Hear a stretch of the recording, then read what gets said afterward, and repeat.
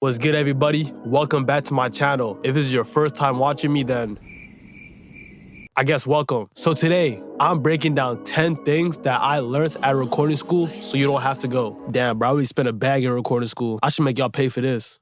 But hey, this is free though. So you know what? Let's waste no time and get right into the video. Actually, I lied. I know it's probably your first time seeing me, but hey, have a leap of faith and subscribe. Or watch the full video and then make up your decision. Anyways though, number one, the first thing that I learned was Pro Tools. Pro Tools is an industry standard DAW, and yeah, school taught me how to navigate it. I'm not gonna lie, all throughout high school before going to college, the only DAW that I was using was FL Studio and sometimes Logic.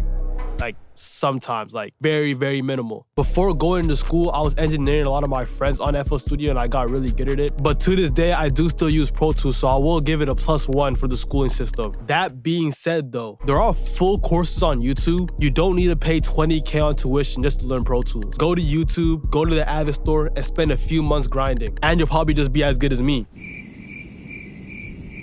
Now, if you are in school for recording, I'm not bashed or anything. I went to school myself. But I think it is important to share my experiences on YouTube just so y'all can have your own conclusion on if you want to go to school or not. To be honest with you, like many of y'all probably, I didn't really want to go to school after I finished high school. But I got African parents though. That's not sliding in my household. So I decided to choose PRA, Professional Recording Arts. And honestly, I don't regret it at all because I would not be here right now. But the second point that I'm gonna share with y'all today is having access to a recording studio.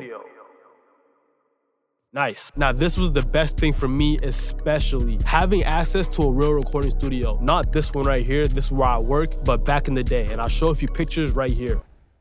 Getting hands-on time in a proper room with actual gear, not just no plugin, that's hard to replicate at home. I finished my diploma in 2 years and I got so much experience bringing rappers into my school studio and just recording them for free. I think that's the reason why I got so good at recording as well. Not actually just learning and watching YouTube videos, but actually doing it in real time. But I'm gonna play devil's advocate here. Here's the thing. You can get the same access by interning at any studio or just booking studio time for yourself. All you really need to do is just build a relationship with the engineer in your city. You don't really need to enroll anywhere. All you gotta do is just network your way in. Of course, school has the teachers and a whole bunch of your friends there as well, but in 2026, we got Instagram. You can basically network with anyone in the city and get anywhere you want to just by using your Instagram. But getting to my third point, fully focusing on your craft. And this one, I actually give credit to because this one helped me a lot as well. When you're in school for audio, your whole environment is built around music. Everyone around you is obsessed with sound.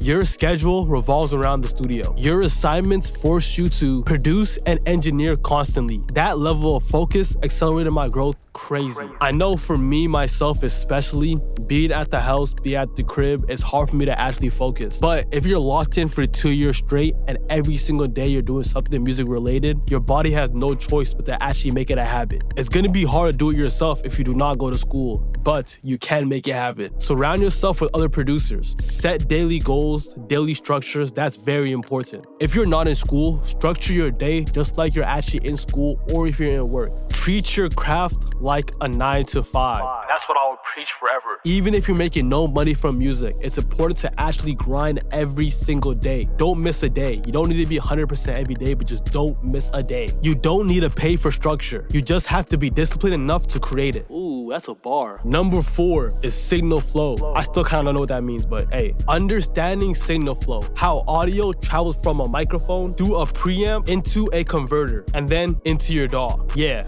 that's a lot of steps. This is foundational and it sounds technical, but once it clicks, it clicks. To be honest with you, it's not too important because you can learn it on YouTube and we have a whole bunch of AI websites now that can teach you step by step. But seriously, one afternoon of focused study and you got it. Number 5 is mic techniques. Mic placement and technique. This is important if you're gonna be working at a studio. Close mic versus a room mic, the 3-to-1 rule, when to use a condenser versus a dynamic mic, how distance affects tone. School drilled this into us through repetition. But luckily for you, all of this is documented and free resources online. Just go experiment if you have a microphone. I suggest put a mic in front of something, move it around, use your ears. Your ears will teach you faster than any lecture. Number 6, and this is a good one, mixing fundamentals, EQ, compression, and reverb. School taught me the fundamentals of mixing. EQ, compression, reverb, and delay. Very simple. School gave me a structured framework for these. But let me be honest, I probably learned more from recording my friends on FL Studio and just from watching YouTubers like myself. Watching engineers on YouTube break down their sessions made me go from here all the way to here. And let me know if y'all want to see a video on how I actually mix all my sessions. Channels like In The Mix, Produce Like a Pro, Pensado's Place, Faisal Mixes. That's a free education right there. YouTube University. Number 7, the business side of music. Music, business, basics, copyrights, licensing, contracts, royalties, publishing. This was actually one of the most useful parts of my program. I was producing a lot while being in school, and I had a few big placements that I did get after school. Just like this one right here, not to flex none. But again, there are entire free courses on this. Music attorney, YouTube channels, and organizations like SoCan and BMI that put out free educational content. You just have to seek it out intentionally. Now we are at number 8. Number 8 is gonna be critical listening. Training your ears to actually hear what is wrong with the mix. To notice what professional records do that you don't. School gave me structured listening exercises. But do y'all wanna know the real way to actually develop this? Bro. Just listen actively. Put on a reference track that you love, close your eyes, and pull it apart. Do that every day, and your ears will sharpen really fast. Trust me. Number 9, and I touched on this a little bit earlier, and that is networking. And this might be one of the most real ones. Engineers and producers. Some of those connections still matter today. But again, the networking wasn't a result of just paying tuition. It was a result of being in proximity with like-minded people. You can recreate it at open mics, online communities, and local events. The relationships are the assets, not the institutions. Y'all gotta quote me, man. And this is the last one. Before we get into this one, bruh, you gotta subscribe now. I'm just giving y'all free game. Tuition costs $20,000 to $40,000, bro. This is free. And number 10 is having the confidence, having the credentials and the rep behind you so that when you walk into a session or pitch a client, you carry yourself differently. School gave me that.